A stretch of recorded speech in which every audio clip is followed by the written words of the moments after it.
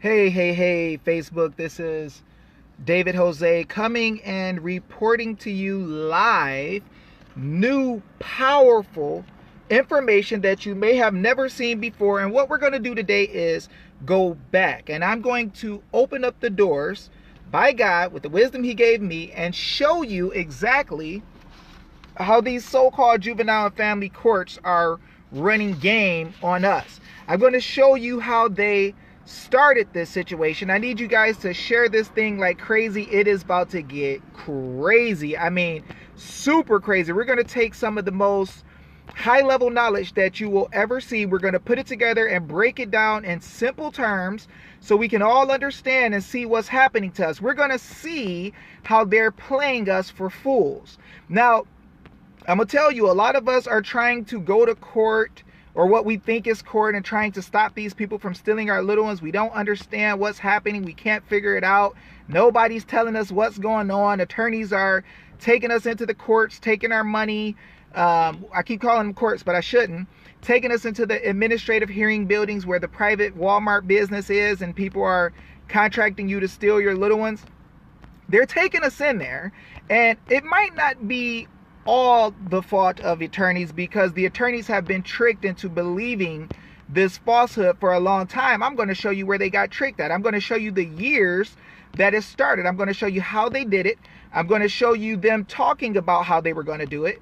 It's going to break it down in their own words. See, that's the one thing about me. I don't want to tell you what's happening based on what I think and conspiracy theory and all this other stuff, myths, all this crap. I just want to take their own documents and show it to you and let them tell you how great they are at stealing your kids and how they plan to do it.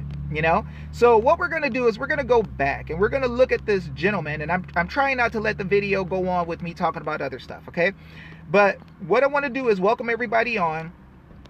Forgive me if I don't acknowledge you yet because I am adding people on. So I need y'all to share this like crazy. This video has to be given to all the people because it's going to get super ugly. Okay, we're wondering why these people are taking our kids, all over the United States, giving them to sex offenders and all this stuff, and we can't get them, and the judges are saying we can't deal with it. The courts are saying we can't deal with it. That's not our jurisdiction and all this crap. But we're going to find out what it really is, and then we're going to show you how to break their so-called immunity that they have. We're going to show you how to break into their little trust and stop them from doing what they're doing. Now, Trump put out a law that talked about associations, organizations, and trusts that were used in order to traffic people. And y'all gonna have to forgive me for sweating. I am gonna sweat like crazy because it's humid and we got to get this video done. All right, what's up, Big John Gentry? You're gonna love this, my friend. You're gonna love this. All right, let's get ready. So we're gonna start from a book from the first chapter. It is called Administrative Law and Government, I believe, by Kenneth Cope Davis. You'll be able to see it in 1960. I'm gonna show you stuff from the freaking book. All right, so we're gonna just go read a little bit. Now I want y'all to see this. Look at this.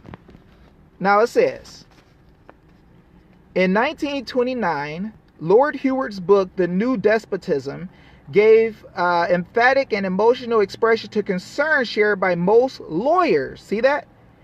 Both in England and in the United States. But the British Committee on Ministers' Powers investigated and reported no ground for public fear if the right precautions are taken. If the right precautions are taken. Now, remember that these people were training the lawyers who took over. And many lawyers were concerned because they're like, wait, this goes totally against everything that we have ever learned. Let's see what it says. James M. Beck, a former Solicitor General of the United States, published in 1932 a book entitled Our Wonderland of Bureaucracy. Uncle Sam has not yet awakened from his dream of government by bureaucracy, but ever wanders further afield in crazy experiments in state socialism. Watch this. Possibly someday he may awaken from his irrational dreams and return again to the old conceptions of government as widely defined in the Constitution of the United States.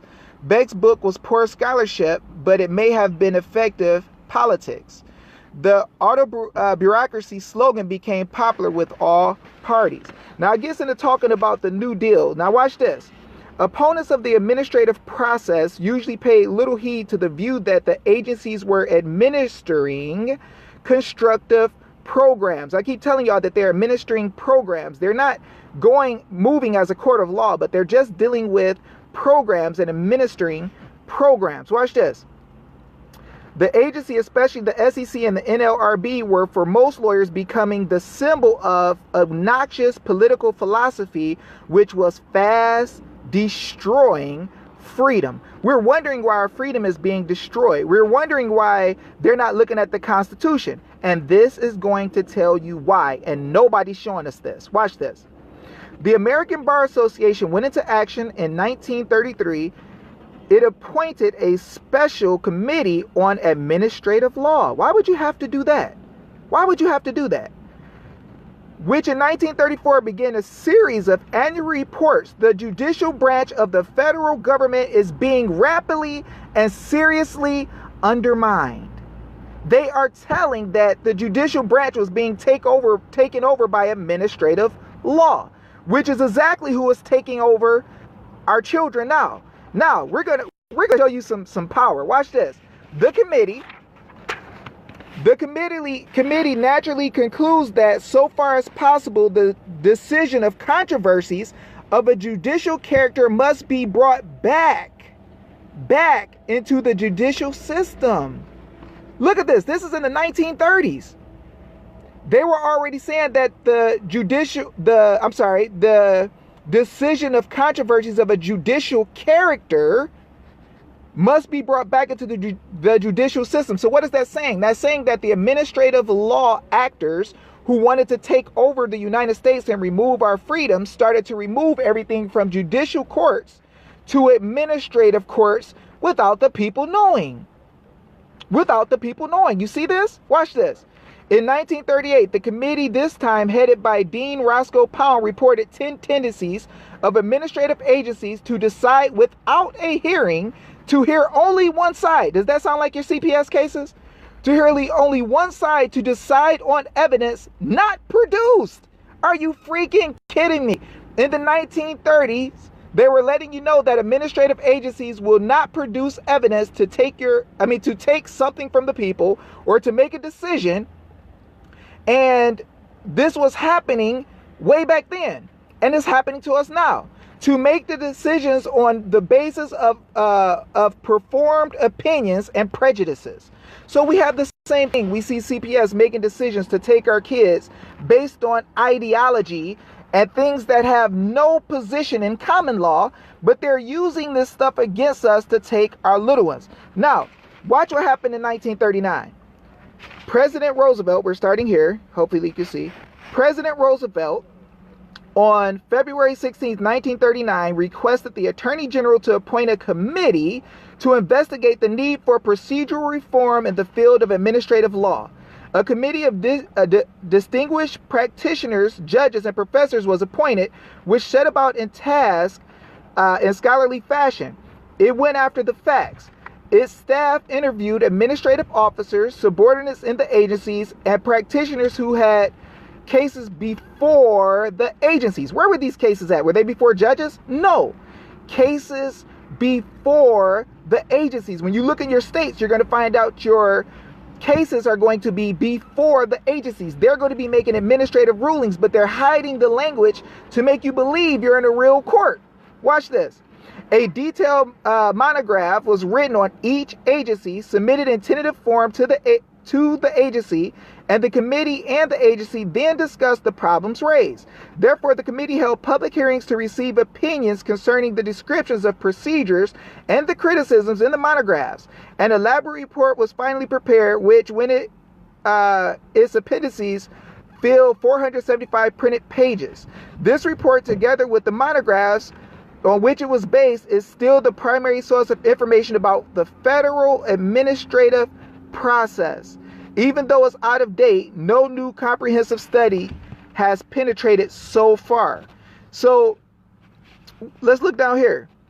Its proponents seem fully aware of its devastating character, for they exempted from its provisions the agency whose work they were anxious to protect. The bill was passed by both houses, but the president veto was upheld. We're going to jump down some more.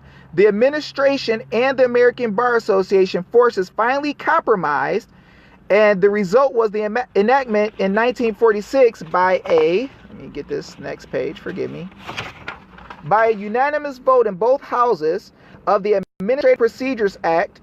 We all need to look at this, of 1946. This is what Michi Slay schooled me on, that has been a blessing, because the Arizona DCS and everybody else's CPS is working outside of the Administrative Procedures Act. Now let's see what we found out about when they did this. And I'm sorry for talking so fast, guys, but watch this. That's right, Brandy. They don't move up under the common law. We're going to prove it today. We're going to show these clowns are working outside of the law, and we won't have this argument no more. Watch this. The major effects of the act were to satisfy the political will for reform, to improve and strengthen the administrative process, and to preserve the basic limits upon judicial review of administrative action. Your CPS in every state is doing an administrative action, and they're forcing it on you like it's judicial. The American Bar Association have fought for the propositions that the decision of controversies must be brought back into the judicial system. That's telling y'all that they're not using the judicial system. That's why we're getting into trouble now, because in the 1930s they did it, and now it's time for us to turn around and come back to what is right. We can no longer be stuck into stuff that is false and end up tricked. And I'm going to show y'all something that's going to make your heart drop out your chest, because it's that deep. Watch this. Let's see. So it said they have to be brought back into the judicial system. And then it says that life tenure should be assured to all who are to exercise judicial functions. That administrative absolutism, which is what's happening, stems from freaking Marxism. All right, we know Marx was controlled by the Jesuits and believed in socialism. So administrative absolutism stems from Marxism, and that the administrative process should be crippled through the Walter Logan measure, but the association was apparently reasonably satisfied with the APA. So if they followed the Administrative Procedures Act, it'd be a lot better, but they're not following the Administrative Procedures Act. And so what ends up happening is that the agency is going under administrative absolutism, which comes up under Marxism or socialism, okay? Socialism is what's being used when they use an administrative process that's absolute and giving an agency whatever they want. And we just seen here that the information is going before judges without any evidence, okay? The judges in the room are not looking at any evidence that's legitimate or real and just following the agency, which we find out in administrative law makes all the orders null and void. Now, I don't give legal advice, but what I'm doing is just showing y'all what people are saying for entertainment purposes, information purposes, and so we can just review what is said. Now, watch this. Even though it transferred no power back to the courts. So the APA didn't transfer power back to the courts. Did not substantially increase judicial review. Still, nobody was making sure that we would have judicial review of our cases. That's why when I called Arizona, asked them about a judicial review, they act like they didn't know what it was. Continued the system of adjudication by those enjoying no life tenure. Now, what is this talking about? See, they're talking about the fact that they're not judges in the process of doing these transactions. So they're coming in, and an agency is allowing somebody who has no life tenure to come in for a little while, act like they're a judge, make a decision in your life, run away and go back to their normal job as a judge, and they make you think that they are they're judges, and they're not. That's why they don't have life tenures. None of your freaking juvenile court judges are there for life. In Arizona, they come in, they get rotated, and they leave out. They're making decisions by what the agency says, based on the report of the agency, like I just showed you, which shows that it's an administrative process and not a real court, and we were suffering through this in the 1930s. Watch this. And in general gave assurance that further efforts to cripple the power of the agencies would be unlikely to succeed. The battle over fundamentals had ceased. The federal administrative process seemed secure. Watch this. After the enactment of the APA, a period of relative tranquility set in. Judicial interpretations of the APA were generally sympathetic to its purposes, and the Act's middle position seemed to satisfy the formal partisans on both sides. The courts kept on grinding out refinements of the administrative law, both under the Act and apart from it. Okay? We're going to go down a little bit more. Watch this. In 1955 came the report of the President's Conference on Administrative Procedure, which had been appointed in 1953 to inquire into the narrow subject of unnecessary delay, expense, and volume of records in some adjudicatory and rule-making proceedings. The report was mild and helpful, and except, for the troublesome problem of status and hearing officers, mostly non-controversial. Okay, so we're going to look at a little bit more, then we're going to get in some fire. Okay, let's see. Watch this. Attorney General Herbert Brownell said that the task force recommendations to amend the APA, that's the Administrative Procedures Act, watch this, the changes would substantially judicialize the administrative process.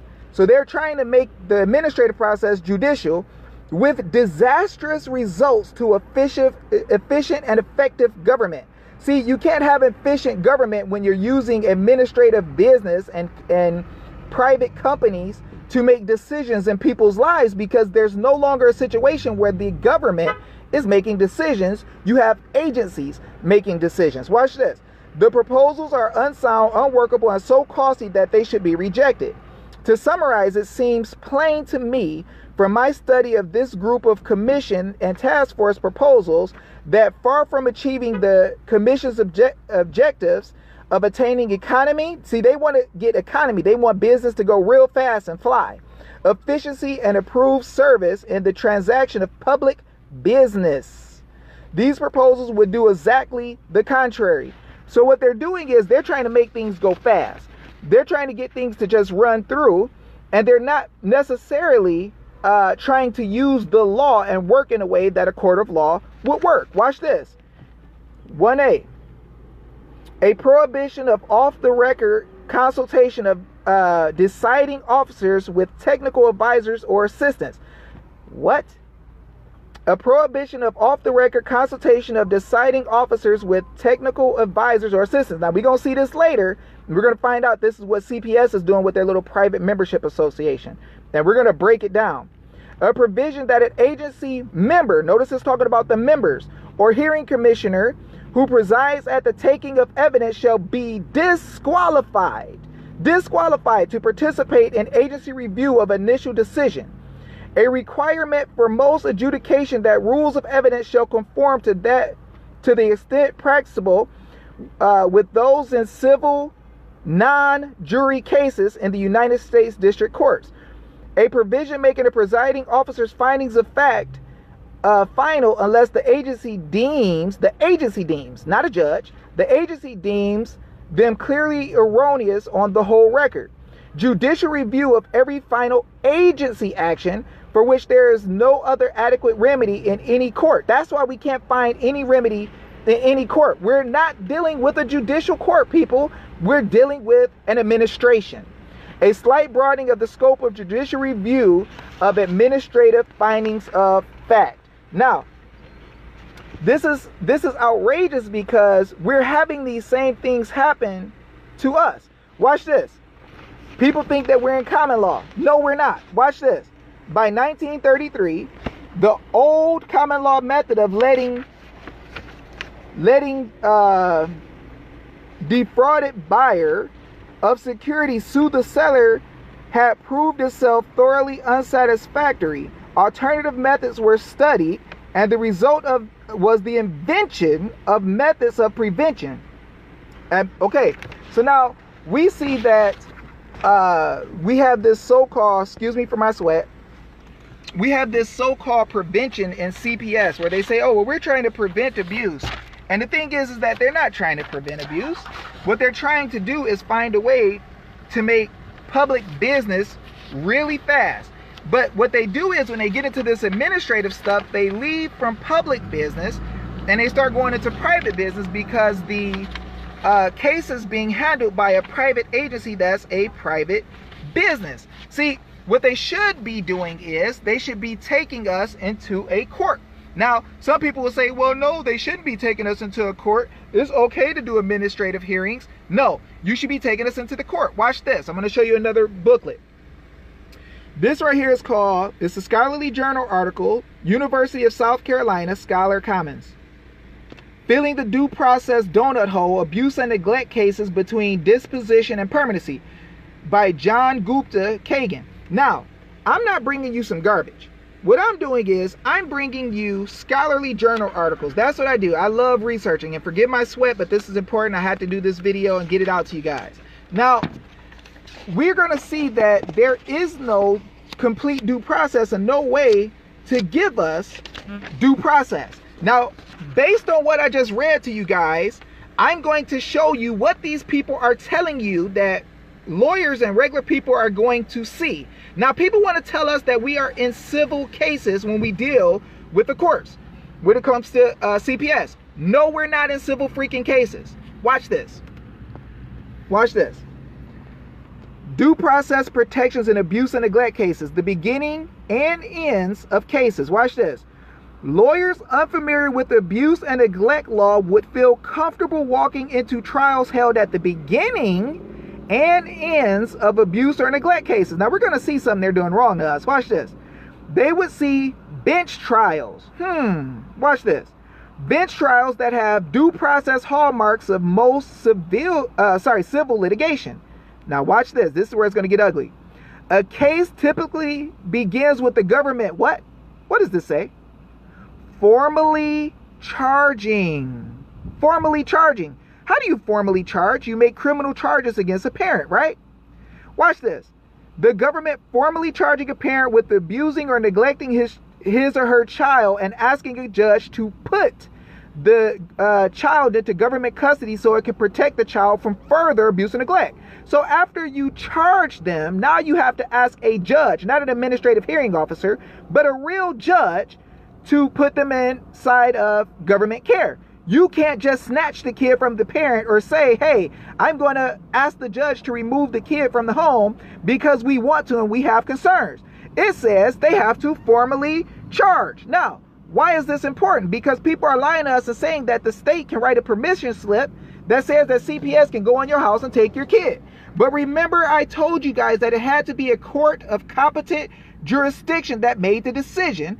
And to formally charge, it has to be a criminal court. Watch this. Here's the 18 U.S. Code 3127, and it's going to be the definition of a court of competent jurisdiction. What does it mean? In the state, it says a court of general criminal jurisdiction of a state authorized by the law of that state to enter orders authorizing the use of a pen register or a trap and trace device. Can the freaking CPS court do that? No, they cannot. So what happens is that means that they are sneaking and tricking us into believing that we are in a court when we're not. It's the agency giving orders and they don't have the ability to. Watch this. Contrary to the welfare determination under section 472(8)(2) of the Act, a child's removal from home must have been the result of a what? Judicial determination, unless child was moved pursuant to a voluntary placement agreement. That means you agreed to it. Now, how do we know for sure? Watch how these liars work. Court orders that reference state or tribal law to substantiate judicial determinations are not acceptable. So when they tell you the statute says that we can take your kid, freaking lie. Stop it. Even if the law provides that a removal must be based on a judicial determination that remaining in the home would be contrary to the child's welfare, or that removal can only be ordered after reasonable efforts have been made, you can't use that in these state courts to take somebody's kid. So when they show you this fake law in the statute saying, hey, our statutes, our permission slip written by the legislator who's selling business for us and hooking us up so we can make some private money and we can give them kickbacks, they say in their law, look at what the actual act says. The actual real act, the Title 4E plan, says court orders that reference state or tribal law to substantiate judicial determinations are not acceptable. You can't put in your statute and say, therefore, we can take the kid because the statute says so. There must be a judicial determination. What does judicial determination mean? Watch this. Well, you can't do it if you got a contract with the states. We're going to look at the parties involved. Title 42, 674, cooperative agreements. They got people involved by contract, which is different from a judicial determination. This is a private business getting together, lying to take your kid. Watch. This is talking about who they're going to give money to in the cooperative agreements. Short-term training of current, prospective foster or adoptive parents or relative guardians, the members of staff of state licensed or state-approved child care institutions or state licensed or state-approved child welfare agencies, providing services. They're businesses that provide services. This ain't no judicial court. To children receiving assistance under this part and members of the staff of abuse and neglect courts. Wait, y'all got contracts with the abuse and neglect court? Well, that's not a judicial court, because you can't pay the judicial court to work on your behalf and partner with you and still be judicial. Agencies, attorneys. Yes, the district, not the district attorney, but the attorney general's office. They're under contract too. That's why when you go to Attorney General and you try to tell on CPS, they can't do anything because they work for CPS. They're under the same darn contract. Watch this. Attorneys representing children or parents. So the dang attorney they give you is under contract with Title 4E. The one they give to your child, under Title 4E. Guardian ad litem, they're under Title 4E. Everybody's working business together. Or other court-appointed special advocates representing children in such proceeding of such courts. Okay? So they're all dealing with private contracts, guys. That's all they're doing. But they're getting us because they get us to believe that it's a judicial termination. Watch this. 45 CFR 1356.21. Payments, programs, implementation requirements. Now, what we're going to see is these people are running game. They're running game. Watch this. In order to take the child, in order to start this process up, judicial determination must be made. That means a court tried you by a jury of your freaking peers and said you did something wrong. If not, and they have not charged you, these people are fraudulently tricking you to come into their so-called courts to do business. Watch this. If the determination of reasonable efforts to prevent removal is not made as specified in paragraph B1 of this section, the child is not eligible under Title 4E for maintenance payment program of that state in foster care. Judicial determination of reasonable efforts. There must be a judicial determination. Remember I showed you guys where they said that the administrative law characters will try to take away the judicial determinations or the power of the judiciary. The Title 4E agency must obtain a judicial determination, okay? But these agencies are not providing judicial determinations. They have to charge you and convict you to prove that you are not capable of taking care of your little ones, and they're not doing that. Family are not required if the Title 4 agency obtains a judicial determination. Watch this. A court of competent jurisdiction has determined the parent has subjected the child to aggravated circumstances. Now, we know in the federal law what that means. Watch this. Let's see what it means. Murder. Okay? If the offense had occurred in special maritime or territorial jurisdiction of the United States of another child of the parent, you had to kill one of the kids. Voluntary manslaughter, you had to get charged or convicted with this. Aiding or abetting, attempting, conspiring, soliciting to commit murder or such a voluntary manslaughter. This is what they're supposed to use. And this wasn't for people to just come take your kids from you because they had concerns that your dishes weren't clean. This was if somebody killed somebody, got convicted, you killed your spouse, got convicted, so the kid had to go into care because a judge in a judicial court said you were guilty. Watch this. A felony assault that results in serious bodily injury to the child or another of the parent. So that means that you had to get in trouble for committing some crime, hurting somebody, killing somebody, get prosecuted before you freaking before they freaking remove a child from your darn home. So these people have tricked us to believe that the CPS court can just write a permission slip saying, hey, we're going to just go ahead and remove your kids from you because we're God and therefore everything is going to be okay. Now let's look at the due process protections, because this is about an abuse and neglect course. Notice this. A case typically begins with the government formally charging a parent with abusing or neglecting his or her child, asking a judge to put the child in the government's custody. If they ain't trying to take you to court and prosecute you, they're full of bull crap. If they don't convict you and show that you did something wrong, they're full of bull crap, but they're threatening us these days, getting us to drop our kids off with them, talking about we're going to get arrested if we don't, and they're just private businesses, which goes against the Federal Debt Collections Practices Act. You cannot do that. Now watch this. In constitutional terms, the government must prove. How do you prove? Not by taking them to a CPS court. Excuse me for the sweat. Not by taking them to the CPS court and saying, we're going to say that you did something wrong, and therefore the agency is saying that we need to take your kid and keep your kid, and we need you to work with us and do services so we can make some money with our partners. So we're trying to find out if you did wrong or not. No, the freak, you're not. You're trying to find out how quickly you can rehome the kids, and after you rehome people's kids, you want to adopt. Shut the freak up. You're liars, okay? So what's happening is they have to prove you did something wrong. Watch this.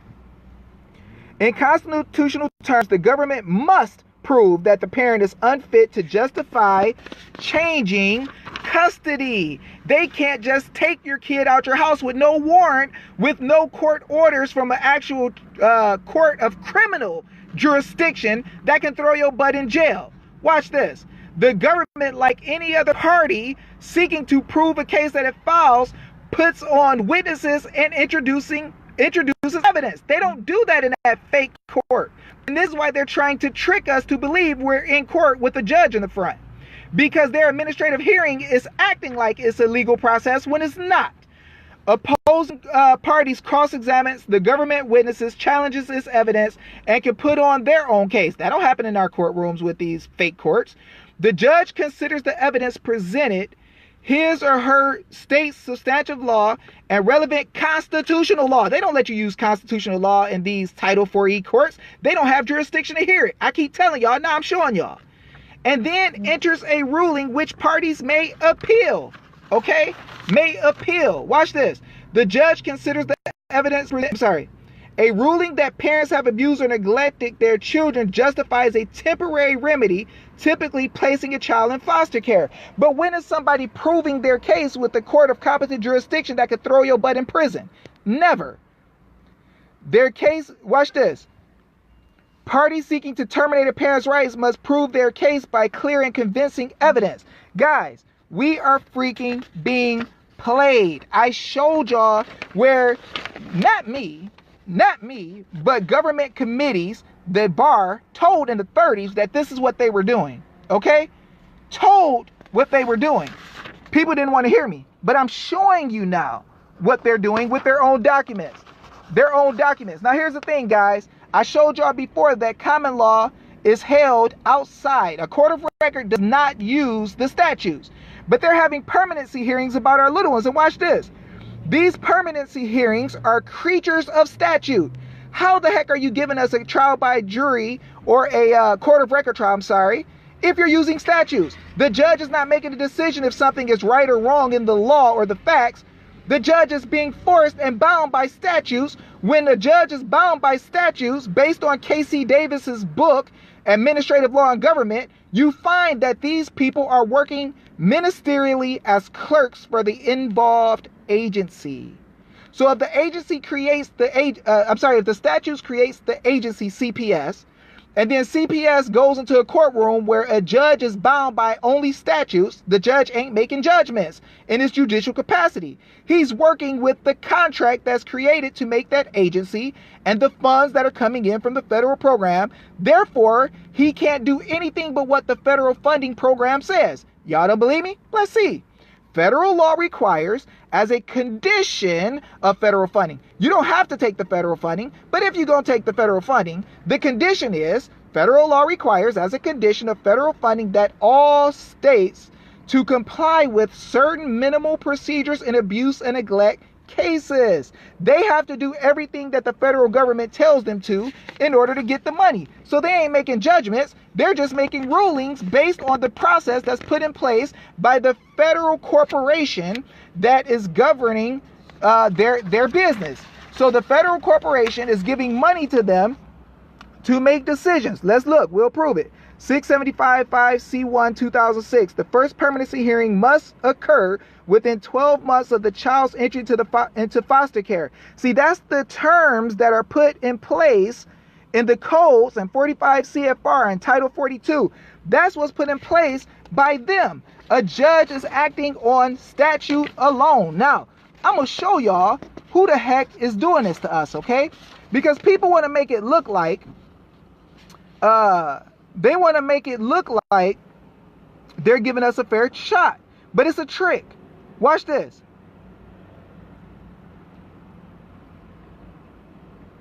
Watch this. Thinking back to my time as a trial judge, I remember a social worker, somebody coming in and arguing the individual who had been adjudicated neglectful or stipulated to neglect had once again failed to do something that they had been ordered to do by the court, and therefore they were recommending that the goal should be changed. I was never sure if there was a requirement or a notice that was given that at this hearing we were going to be discussing a change. So the judges are being told at the last minute what's going on in these so-called courts, and is based off of ASFA. It's not based off of them finding you as had done anything wrong and trying to make a decision that's fair. They're listening to the agency who comes in with the report, usually a little bit before they have to have the hearing, and then that's how they make their decisions. Now, let's talk about who is actually dealing with our court cases. Everybody want to say the state of Arizona is handling our court cases. No, the state of Arizona is not handling our court cases. No, the state of whatever you in are not handling your court cases. Who's handling your court cases? Private membership associations, private trust, private businesses. I'm going to prove it to you. Don't take my word for it, please. Let's look. The National Council of Juvenile and Family Court Judges. What is that? The National Council of Juvenile and Family Court Judges, a what? Membership organization of courts handling abuse, neglect, juvenile delinquency, and other cases. Wait, did this say the National Council of Juvenile and Family Court Judges, a membership organization of courts? Or did it say the state of Arizona Superior Court, the state of Kansas Superior Court, the judges of the state of Nebraska? No, it did not freaking say a state, okay? It did not say a state at all. What it clearly said was the National Council of Juvenile Family Court Judges, a membership organization of courts, okay? They're not courts. They're a group of people who come together as a membership organization who has members, okay? They have members. And these members are people who are coming together and making decisions for your family and for your kids in an administrative hearing that they make look like it's a court. How do you know they're making it look like it's a court, David? Watch this. They provide technical assistance to judges nationwide, has issued guidance for permanency hearings. How the heck do they guide judges if they're acting in their judicial capacity? They wouldn't be. That echoes the law in the District of Columbia. The council urges judges. What the freak do you mean urges judges? Watch this.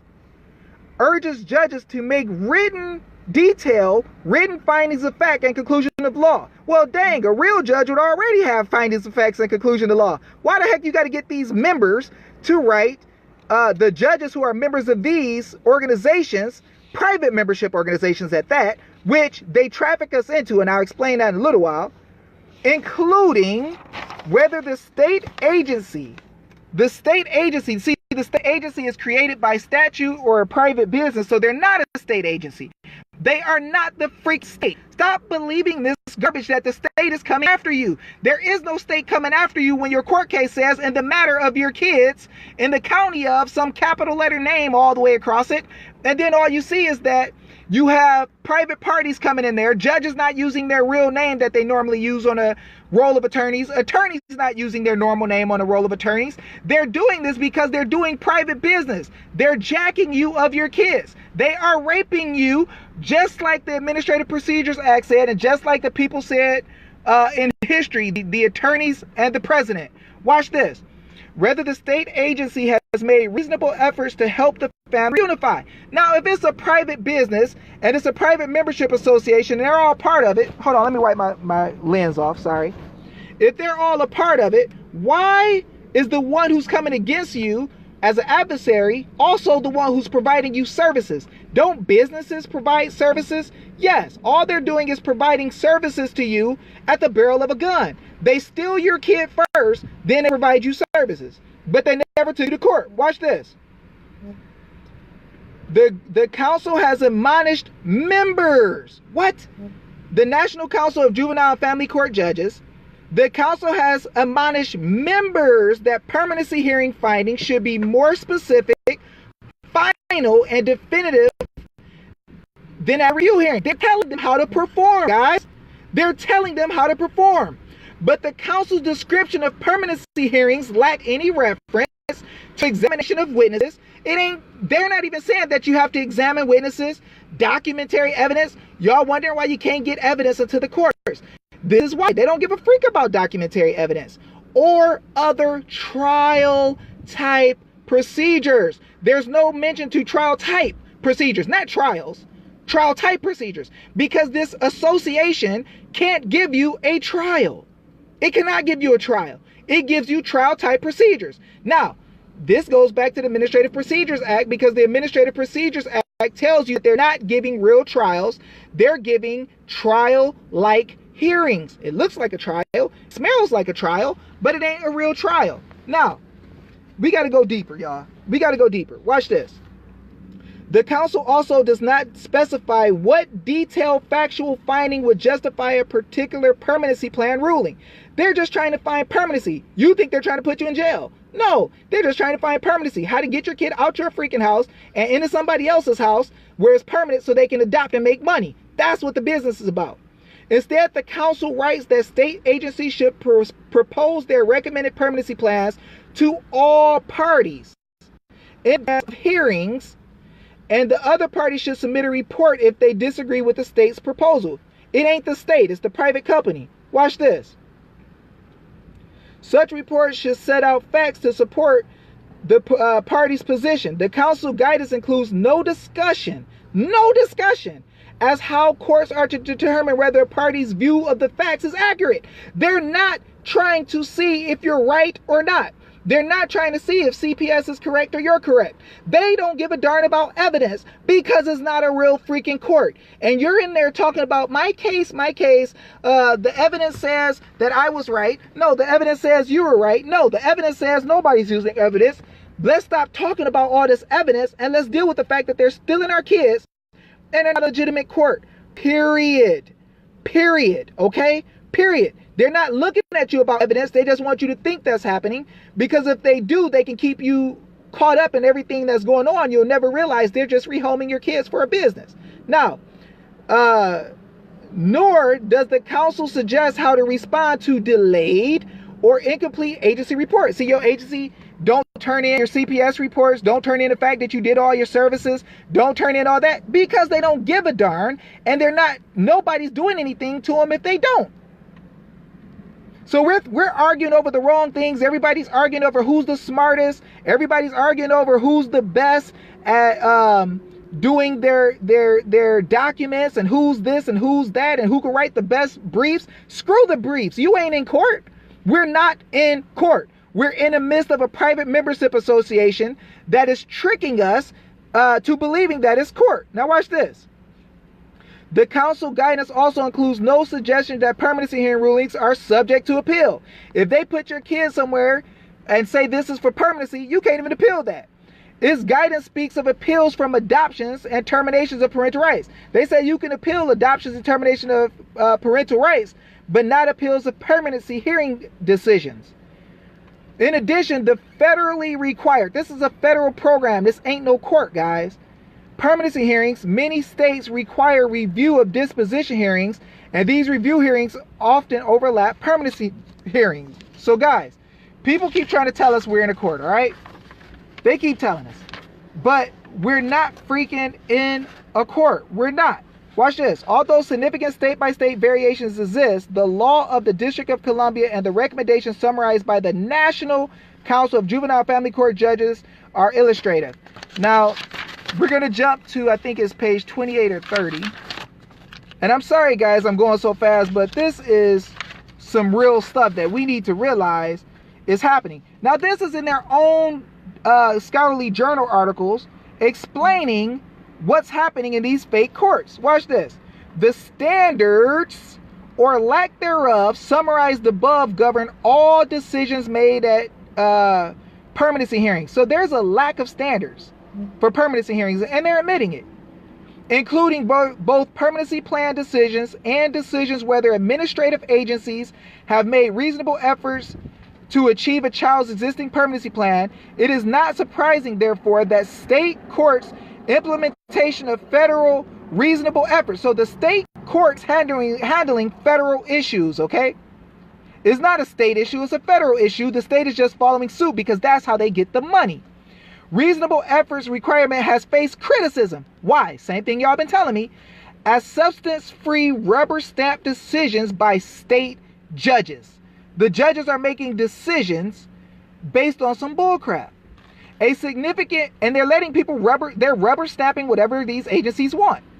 A significant problem given the importance of reasonable efforts in the federal statutory scheme. They're going by federal statute, not the state. And the unavailability, see, we ain't got no remedies, y'all. Watch. And the unavailability of remedies to enforce states' reasonable efforts obligations. There's nobody you could go to in the federal government to tell. Why? Yes, ma'am, I'll get you one. There's nobody to go to because it's a federal corporation, it's a private business, and nobody can hold them accountable. In the absence of a federal definition of the term or adequate federal funding for the prevention or reunification of services, judicial findings of reasonable efforts are often made by judges by rote. That means they're just mechanically doing it. But they can't make an order because they are also parties who are making money off of Title 42 Title 4E program funds. Their orders are null and void. When such decisions cannot be appealed until the end of a case, watch what they do, y'all. When an adoption decree or termination of parental rights decision is entered, appellate judges face strong incentives to avoid close examination of reasonable efforts decisions. Y'all want to know why I didn't do an appeal? Because the appeals court is really not doing their part, because they're looking to see if the administrative agency went by their own process when they're going to cook the record to say whatever they wanted to say. Early in the case, let's see, overturning a permanency decision based on lack of reasonable effort early in the case could upset stability for a child who has been previously neglected or abused. But the problem is, y'all ain't proven that people have neglected their kids. Okay? Y'all not doing that. Watch this. A full exploration of the right to counsel throughout a dependency case is beyond the scope of this article, except to note the correlation between the right to counsel and the right to put on and challenge evidence, and thus between states that have disregarded informed opinion, which has clearly come to hold that an indigent parent is entitled to the assistance of appointed counsel. Watch this. In dependency and neglect proceedings, and those that do not see the value in basing permanency hearing decisions on evidence. They're not looking at the evidence. We're trying to prove stuff with evidence like, hey, I'm not guilty. I'm not wrong. I didn't do anything wrong. Y'all know I didn't do anything wrong. But they ain't looking for that. They're not looking for that. You in the wrong court arguing the wrong thing because this ain't even what it's about. Now, I'm going to show you a little bit more and I'm going to let y'all roll. Among states that do not permit parties to appeal permanency hearing orders, the most frequent analysis in such decisions are not final orders. Thus, appellate courts lack jurisdiction over appeals of these orders. The policy concern animating this approach is taking the time to appeal such plans makes little sense when trial courts face strict federal timelines. They're only working based off the federal statutes. That's why they're doing all the stuff they do as a condition, as I showed you earlier, for getting money. For moving toward permanency, An Arizona appellate court worried that permitting such appeals would undermine the primary purpose of ASFA, the Adoption of Safe Families Act, the federal funding incentives, and conforming Arizona law, expediting the process of finding permanent placement for children. That court did not discuss the reality that we have already seen, that even with ASFA timelines, a significant number of children remain in foster care for an extended period of time. States like Arizona that have held that permanency plan orders are not appealable include these. I'll just let y'all see that. Just so you can see it for your state. But guys, this is a big issue. We are being tricked. We are being deceived, and we don't have any remedies because this is a purposeful thing that was done a long time ago to stop us from being able to make a case to have our little ones. This is all it is. This is all it is. They're a private membership organization acting like they're in court, and they're not. And they trick us to think we're in court. They talk to you a little bit about stuff like you did stuff wrong. We believe you did this. We believe you did that. They don't care if you did this or not. Their whole job is to take your kids out the house, get them in another house so that they can hurry up and get ASFA money. Now, I'm going to show y'all about the private interest that's got to 15%. Please stop messaging me, whoever's in that big group. They're messaging into my private messenger and it's going to kill my battery. Okay, watch this. Due process arguments for more meaningful procedural safeguards. Watch this. I'm going to have to skip down. Hopefully y'all can go back and play it. In certain situations, children and parents' constitutional due process rights demand some minimally sufficient procedure safeguards at permanency hearings. At the very least, the decisions be based on evidence. Parties have the ability to present evidence and call witnesses, and witnesses be subject to a cross-examination. In addition to these trial court rights, the right to appeal adverse decisions will be discussed in part 3.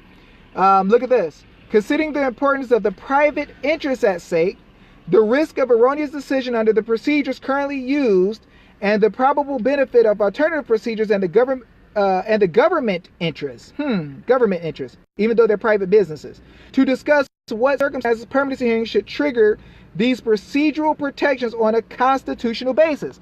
But they ain't using constitutional basis. Private interest. The importance of constitutional rights to family integrity is well settled. We're going to look at Troxel versus Granville. In 2000, when it was most recently addressed, the constitutional rights of parents in detail, the Supreme Court wrote that the liberty interest at issue in this case, the interest of parents in the care, custody, and control of their children, is perhaps the oldest of the fundamental liberty interests recognized by that court. Y'all want to know why I use the habeas corpus? Because it's a freaking fundamental liberty interest that is not supposed to be touched by government officials or private businesses trying to come in without proving you did something wrong and stealing your little ones. They never proved I did a crime, and they most likely never proved you did a crime. But they're tricking us to acting like they did, while using a court that's paid for by them to get a judge to write an order that's not an order, because they're making money in the case. You can't do it.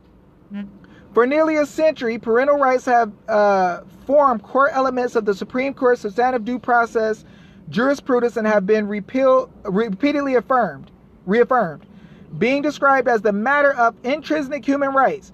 Reviewing these cases, the court concluded, in light of extensive precedent, it cannot be doubted that the due process clause of the 14th Amendment protects the fundamental, due process of the 14th Amendment protects the fundamental rights or right of parents to make decisions concerning the care, custody, and control of their children. Although they are less established than parents' rights, the custody of their children, some courts have recognized the reciprocal right of the children to live with their parents. So here, Sandra Day O'Connor so beautifully speaking showed that parents have a right to control their children's upbringing, and children have a right to be with their parents. And this is being broken by these courts who come in and just remove your children with no proof of anything being done wrong just because an agency says so. Okay? So we keep seeing this foolishness. We keep seeing all of this trial type procedures and all this stuff. And I just want to let you guys know, I hope that you can see, and excuse my sweat, I'm sorry. I hope that you can see that these people are running game on us. I'm hoping that you can see that the Administrative Procedures Act tells us that they were going to be doing things that would destroy the judiciary. I hope you can see that the Administrative Procedures Act told us that they can't just come in and do whatever they want to do as an agency without evidence and remove your little ones. It goes against the Constitution. Now, this is why they don't bring us into a court of record, because a court of record will demand that you bring in evidence, independent evidence, not from an agency that just gets to write a report and say whatever they want to, and there's no punishment if they lie. This is why the Vreekin case, the Hardwick case, when it came out and it said that any caseworker should know that you can't just lie on a parent to remove their children. When we see that, you cannot use those methods. But this is what's happening in these private membership associations, because you're allowed to lie in there because it's a private business. It has nothing to do with you going in front of a jury of your peers or a court of competent jurisdiction, guys, okay? So I hope this video has been beneficial to you. We see that it's the National Council of Juvenile and Family Court Judges that are handling most of these cases. It is not a court of record. It is not the Superior Court of Arizona. It's another branch that is working under the court that is contracted to provide services, and the National Council of Juvenile and Family Court Judges are teaching people across the country how to steal our kids from us, how to rip them off, how to run a private business. They're using the private membership organization in which they get paid money. They get paid big money to take your little ones through Title 4E. They're running scams. Now I'm gonna tell y'all how to break a membership association, because I own membership associations. A membership association allows you to work in the private, where you can do things and the state or the federal government has no jurisdiction over what you're doing. When people make raw milk and they sell the raw milk bottles and give you the milk for free, that's how you no longer see feds coming in with guns taking over their practice, or you see or business. You see chiropractors using private membership organizations now, and everybody in the membership organization can allow for the services to be provided, and it's all outside of government jurisdiction. And there's only one way to get by it. To get by it, you have to show nefarious acts happening inside of the trust or the membership association or the organization. Once you can show nefarious acts, it can be penetrated. So what's happening is that there's private courts and private businesses. Call Arizona today and ask if they work with the National Council of Juvenile and Family Court Judges. Call the National Council of Juvenile and Family Court Judges and see their 30,000 members across the United States, guarding that line, judges, different parties, all taking part with them to discuss outcomes and bring forth more money in business. Guys, we are being had. It's a hoax. We need to pull them into courts of record. Every individual party who does something wrong, send them affidavits. Let it be known what they did wrong to you. My phone is going to die, so I'm going to try to hurry up, get off. But let them know what they've done wrong to you. We can talk about how to do that for days. John Gentry said he want to get with me, work on some stuff. Let's get together as a nation and blow the back out of their little freaking private business. They think that we're stupid. They think that we won't track down everything they're doing, find every little bit of money that's hidden. We will find every little thing. You're not going to get away. You're not going to get away. We're going to see you have face. The video's gone, guys.